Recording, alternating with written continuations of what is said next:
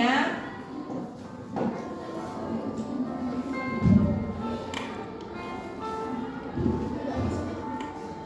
Ini namanya adalah siapa yang kenal ini penyanyi artis rohani kita ini? Siapa? Ya, Gracia Epifania namanya ya.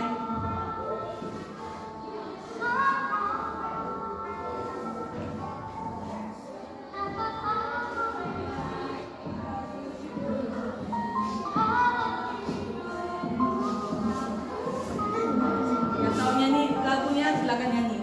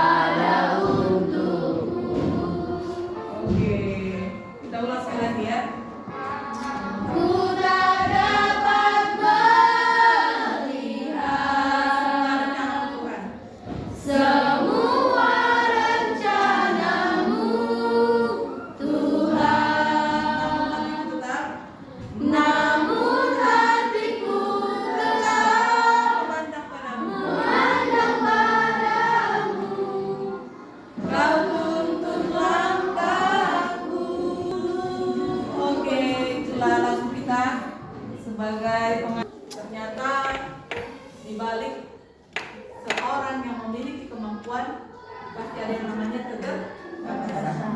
Salah satunya adalah si Gracia Epifania. Kita lihat itu pemandangannya, kalian lihat itu bagaimana di video itu. Si Epifania itu apa keterbatasannya? Dia buta, tapi dia memiliki kemampuan apa?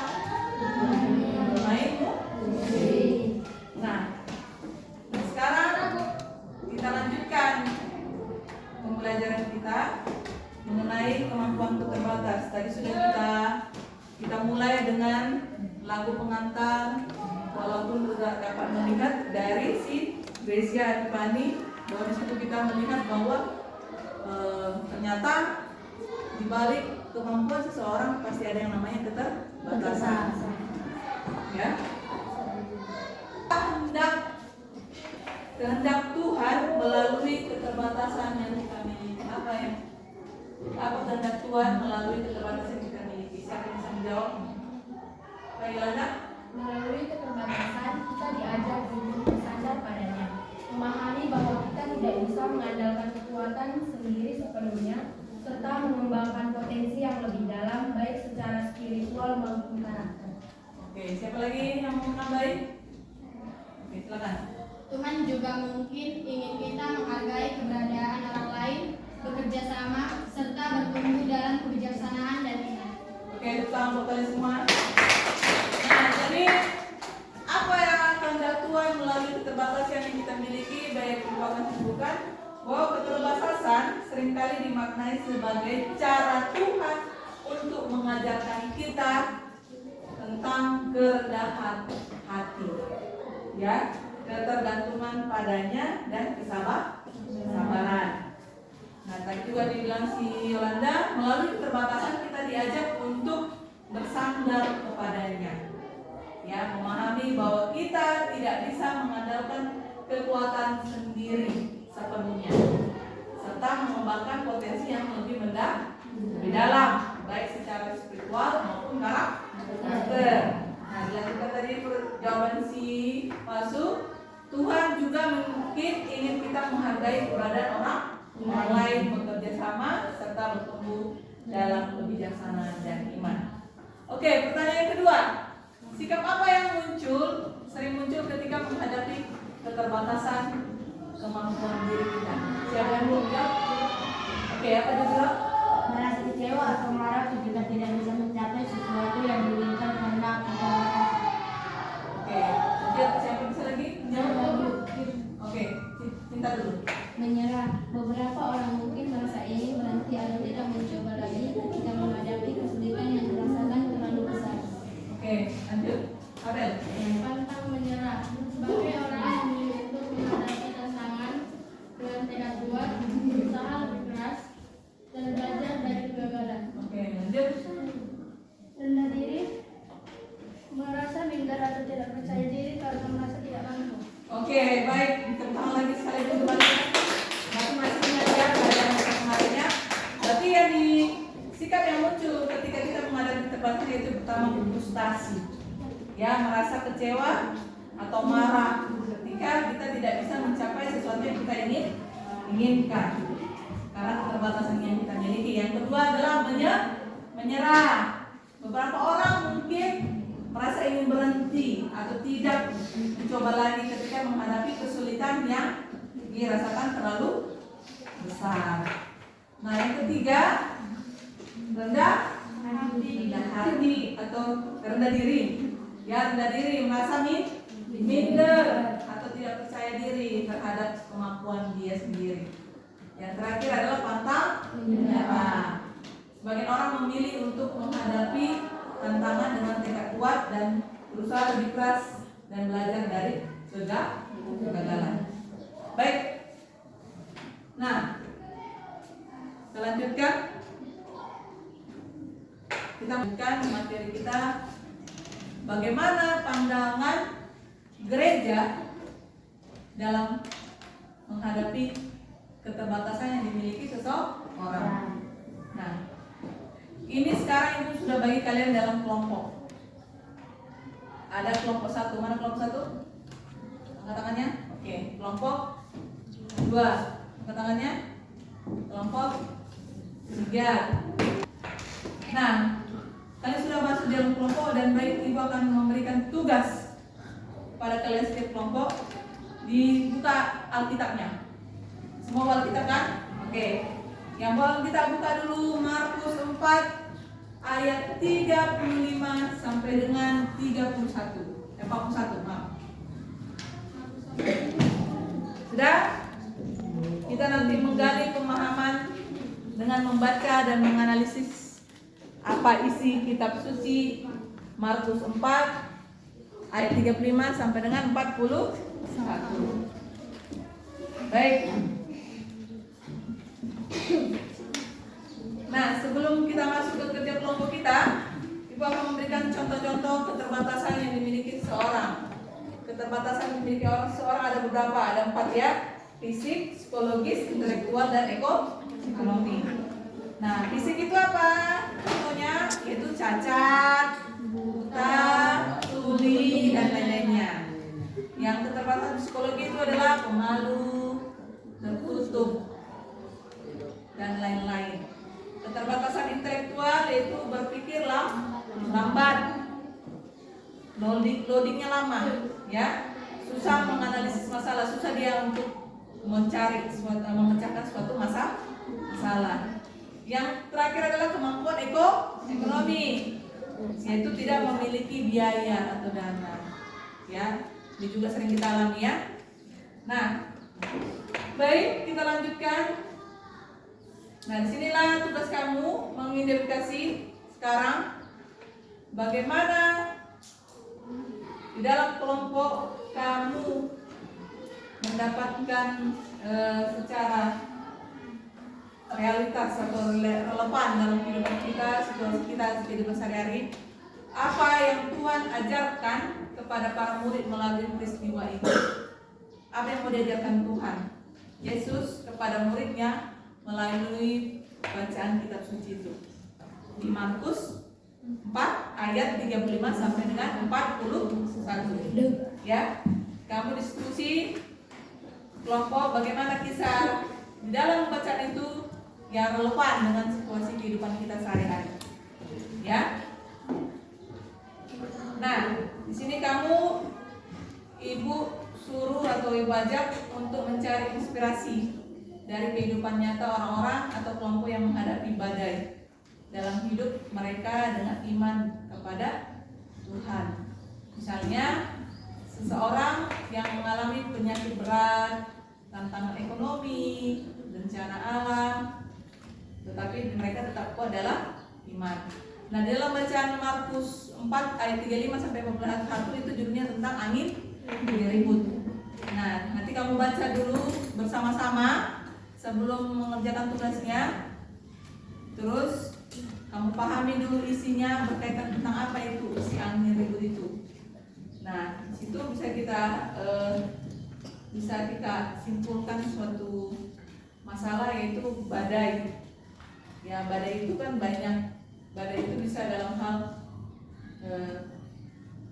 masalah-masalah penyakit kah, termasuk dalam kehidupan sehari-hari. Badai itu bukan hanya situasi yang begitu besar yang mengenai alam, bukan hanya mengenai alam aja, secara alam atau masalah ekonomi, penyakit berat, tetapi juga mereka tetap kuat dalam iman. Nah, inilah tugasmu. Sekarang ibu akan menyuruh kalian membuat satu karya kreatif yang menggambarkan konsep badai kehidupan itu bagaimana. Ya, sesuai dengan bacaan itu tadi ya. Bisa dalam bentuk poster, puisi, lukisan, atau cerita pendek. Nah, semua bawa HP? Coba buka. Coba angkat ke atas HP-nya semua yang suruh kemarin untuk membawa HP. Ada di bawah HP semua kan? Oke. Gunakan HP kamu untuk mencari informasi, mencari jawaban mengenai tugas kelompok kita hari ini. Ya. Menurut kamu mau ngambil apa? Karya yang apa, seperti apa yang kalian ambil? Lukisan kah? Poster kah? Puisi kah? Atau cerita pendek? Cari di Google atau cari di manapun yang bisa kalian cari informasi berkaitan tentang badai kehidupan. Kita mulai kerja kelompok kita dari sekarang. Ibu harapkan semua bekerja sama untuk mengerjakan tugas kelompok. Tidak hanya satu orang aja yang mengerjakan, tapi bersama. Silakan, ibu kasih waktu dari sekarang.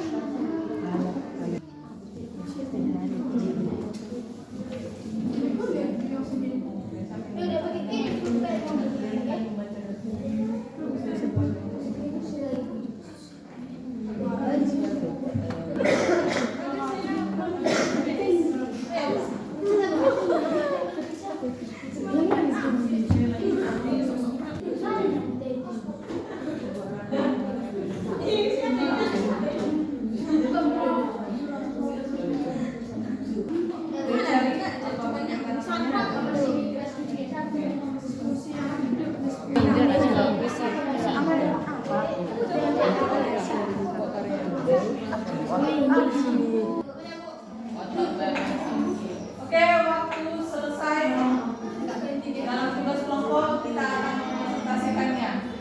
Sudah? Kita mulai dari kelompok 1. Silakan maju ke depan, dibawa karya yang kalian kerjakan.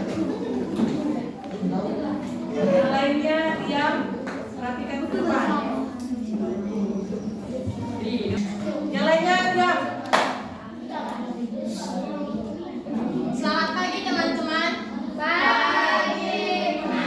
Baiklah, kami akan mempresentasikan hasil diskusi yang kami dapat tentang cerpen. Kami dari kelompok 1, saya Pasu sebagai ketua, saya Diva sebagai anggota, saya Bella sebagai anggota, Saya Rili sebagai anggota. saya Revan sebagai anggota, Saya Martin sebagai anggota. di balik badai. Alia duduk di tepi ranjangnya, menatap kosong jendela yang memantulkan derasnya hujan. Seolah alam pun memahami kekacauan dalam dirinya. Dalam beberapa minggu terakhir, hidupnya terasa seperti badai yang tak kunjung reda. Ayahnya tiba-tiba jatuh sakit parah, usaha keluarganya bangkrut, dan dirinya merasa kehilangan arah. Semua beban seolah menumpuk dan menyeretnya ke dalam kegelapan. Kenapa semua ini terjadi, Tuhan? Bisiknya pelan. Mencoba mencari jawaban di antara suara angin yang menghantam jendela.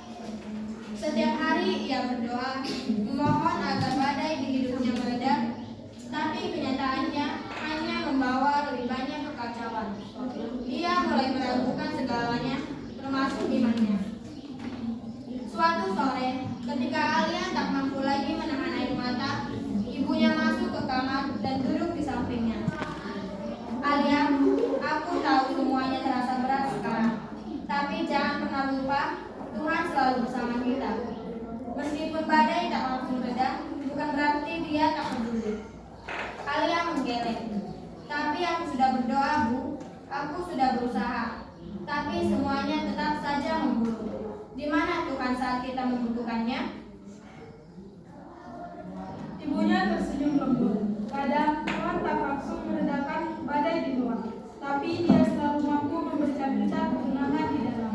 Kata-kata ibunya itu tertinggal di pikiran Alia selama beberapa hari.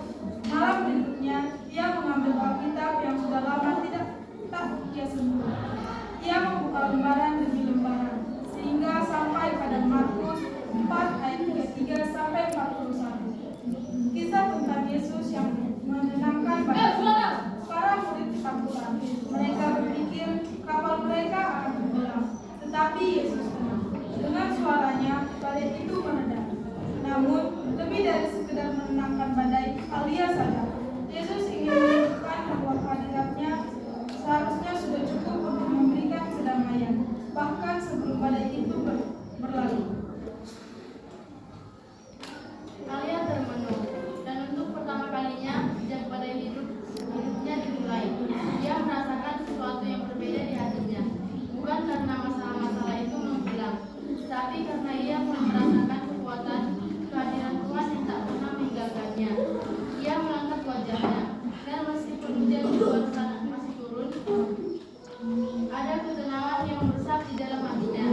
Hari-hari berlalu, dan meskipun airnya belum sepenuhnya pulih dan kondisi ekonomi keluarganya belum membaik, Alia merasa berbeda.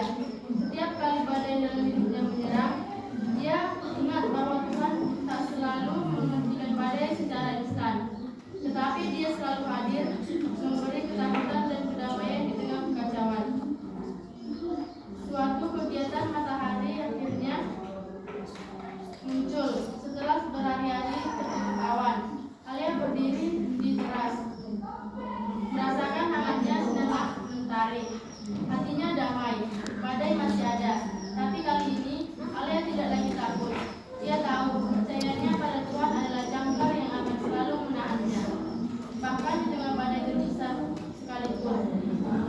Terima kasih Tuhan, ucapnya dalam hati, bukan karena badai sudah hilang, tapi karena Engkau memberikan kesenangan untuk melewatinya. Demikian hasil diskusi cerpen kami. Sekian dan terima kasih. Oke, pertama buat kelompok satu. Yang lainnya diam. Perhatikan.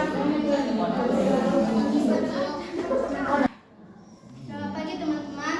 Pagi, teman. Kami dari kelompok 4 ingin mempresentasikan tugas diskusi kami.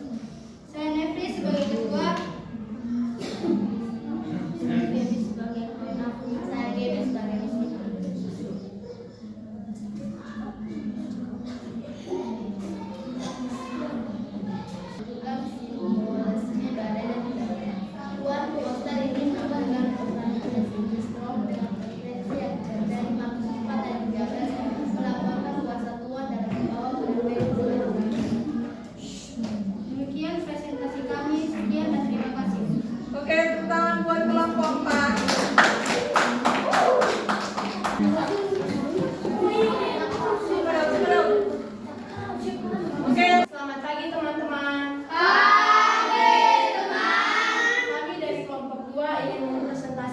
tugas kelompok kami mengenai puisi.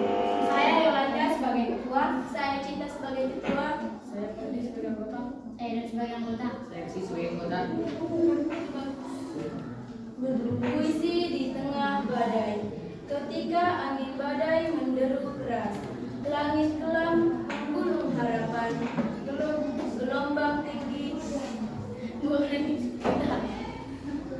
Selamat pagi teman-teman. Pagi, teman. Kami dari kelompok 2 ingin mempresentasikan tugas kelompok kami mengenai puisi. Saya Yolanda sebagai ketua, Saya Cinta sebagai anggota. Selamat pagi teman-teman. Pagi, teman. Kami dari kelompok 2 ingin mempresentasikan tugas kelompok kami tentang puisi. Saya Yolanda sebagai ketua, Saya Cinta sebagai anggota. Seksi sebagai anggota. Edo sebagai anggota. di tengah badai. Ketika angin badai menderu keras, langit kelam menggulung harapan, gelombang tinggi menghantam tanpa belas. Aku terhuyung dalam keraguan, langkahku berat, hatiku gentar, ketakutan merayap, menggenggam erat. Aku bertanya, di manakah Engkau ya Tuhan? Dalam gelap, aku merasa tersesat. Namun di tengah dentuman halilintar, ku dengar bisikan lembut dan halus. Bersandarlah padaku, janganlah gentar. Aku bersamamu selalu menyelubung. Dengan mata yang basah, aku menunduk. Hatiku yang goyah kini mendengar. Ketika badai masih meraung-raung, tapi di dalam damai mulai bersinar. Angin pun mereda, gelombang pun surut. Aku tak lagi takut, tak lagi ragu. Dalam kepercayaan, aku berdiri teguh. Tuhan adalah bentengku, pelindungku. Sekarang ku tahu, meskipun badai datang, imanku takkan pernah goyah. Karena kuasa Tuhan melampaui malam, Dia adalah kedamaianku, sumber cahaya. Demikianlah hasil puisi kami. Kami mengucapkan terima kasih. Tepuk tangan buat kelompok 3. Selamat pagi teman-teman. Kami ingin mempresentasikan tugas kelompok kami. Perkenalkan, nama saya Jodro sebagai ketua. Perkenalkan, nama saya Gundari sebagai anggota. Nama saya Kristi sebagai anggota. Saya Marcel sebagai anggota. Saya Edi sebagai anggota.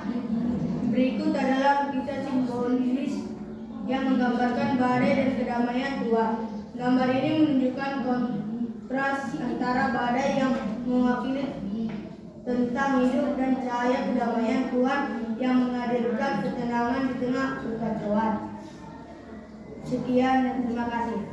Oke, tepuk tangan buat kelompok 3. Silakan duduk. Oke, baik. Terima kasih Bu anak Ibu. Sebelum nanti Ibu masuk kesimpulan dari diskusi kita, ada baiknya kita dulu ice breaking. Oke? Ice breaking ini adalah Simon Say. Nah, kalau Ibu katakan nanti petunjuknya begini. Kalau Ibu katakan Simon berkata, semua mengangkat tangan. Angkat tangan semua. Semua turun tangan. Nah, kalau tidak ada yang mengucapkan kata Simon berkata, jangan kalian lakukan. Tapi kalau Ibu berkata Simon berkata, baru kalian lakukan. Paham? Oke, baik. Kita mulai ya. Simon berkata, semuanya berdiri. Silakan duduk. Terus. Simon berkata, semua duduk. Simon berkata, tepuk tangan. Berhenti.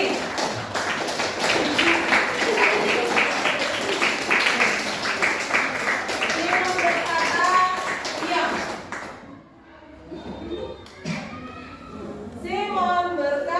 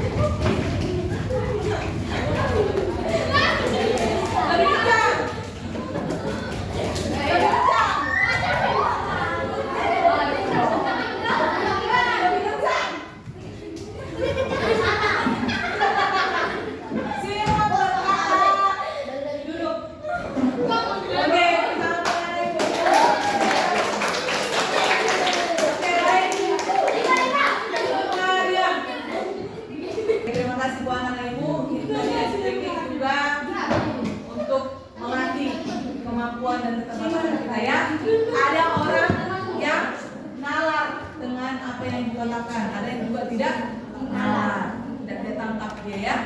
Oke baik, Ibu akan memberikan kesimpulan mengenai hasil dari diskusi kita. Nah, semua sudah cukup bagus dalam menyampaikan karya-karyanya. Tadi ada yang bercerita pendek, ada tadi yang membuat poster, ada yang membuat puisi, ada yang membuat lukisan. Semua cukup bagus dan memahami apa-apa saja keterbatasan atau apa-apa saja badai kehidupan sesuai dengan bacaan Injil kita tadi, Markus 4 ayat 35 sampai 41. Nah, baik, kita akan mengambilkan kesimpulan dari proyek-proyek atau tugas-tugas kelompok kita tadi. Di situ kita dapat suatu kesimpulan bahwa kita di dalam membaca dalam Injil tadi menyadari kalau pentingnya iman dalam menghadapi tantangan hidup, ya kan? Diceritakan tadi ada seorang yang mengalami masalah badai dalam kehidupan di keluarganya, ya kan? Atau di puisi tadi ada tentang bagaimana mereka dalam menghadapi suatu masalah, ya kan? Lukisan demikian dan poster demikian. Nah, menemukan cara itu juga kita menemukan cara-cara kreatif untuk mengekspresikan kepada Tuhan di tengah-tengah badai kehidupan, baik melalui karya seni, baik cerita maupun refleksi pribadi. Nah, tugas proyek kita ini juga akan membantu kita, anak-anak ibu, menggali iman dan pemahaman spiritual kalian mengenai sambil belajar, sambil bersama dan mengembangkan kreativitas kita dalam mengekspresikan pelajaran dari kita. Baik, sampai di sini kita lanjutkan kesimpulan akhirnya. Ya, Ibu akan memberikan kesimpulan akhir dari semua rangkaian pembelajaran kita tentang pendalaman kitab suci, ya kan? Bahwa di sini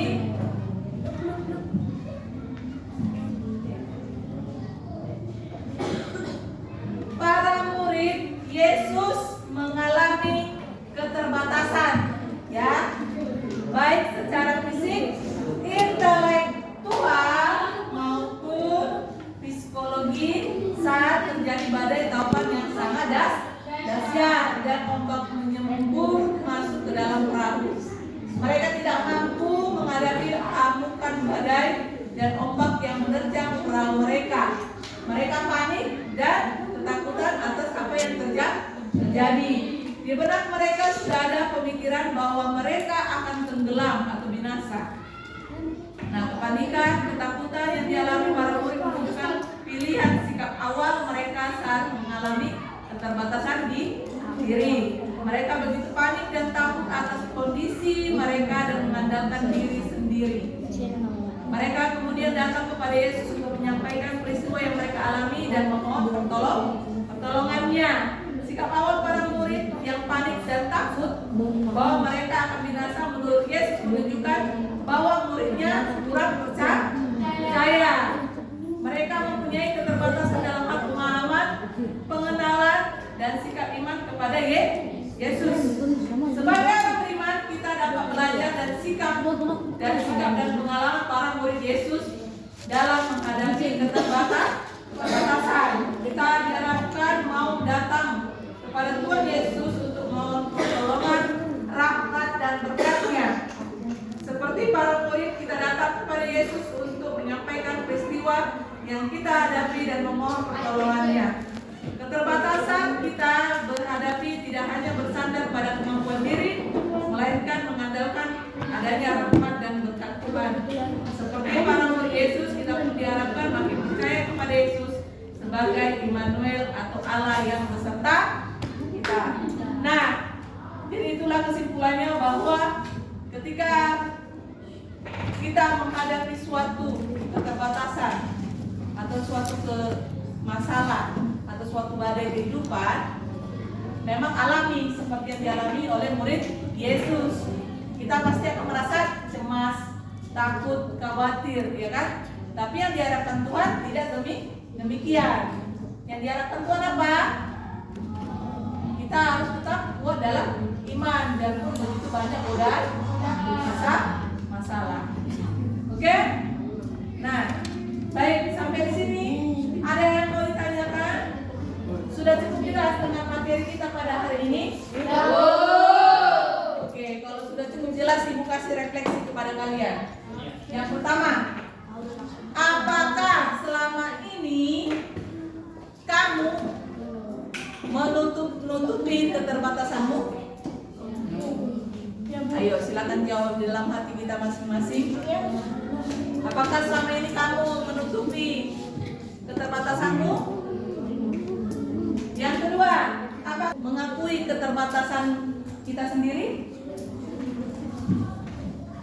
Nah, yang ketiga, apa yang telah saya upaya mengatasi keterbatasanku? Apa yang sudah Pak upayakan untuk mengatasi keterbatasan dalam diri? Baik, sampai di sini ya Anak Ibu. Terima kasih sudah mau bekerja sama dengan Ibu dalam materi kita hari ini. Sudah memahami bagaimana di balik adanya kemampuan kita pasti ada yang namanya keterbatasan. Bagaimana menurut Injil bacaan kitab suci kita mengenai materi kita hari ini, kita harus bisa menghadapi segala keterbatasan yang kita hadapi dengan penuh iman yang kuat. Itu yang diharapkan oleh Tuhan Yesus. Baik, untuk mengakhiri pelajaran kita hari ini, mari kita tutup dengan doa. Siapa yang mau pimpin doa silakan maju ke depan. Oke, silakan Kristinus.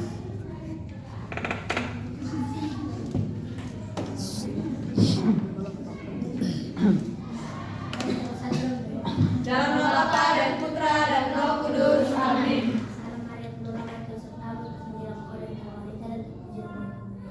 Santa Maria Bunda Allah, doakanlah kami yang berdosa ini sekarang dan waktu kami mati. Amin. Kemuliaan kepada Bapa dan Putra dan Roh Kudus, seperti pada permulaan, sekarang, selalu dan sepanjang segala abad. Amin. Nama Bapa dan Putra dan Roh Kudus. Amin. Selamat pagi anak-anak Ibu.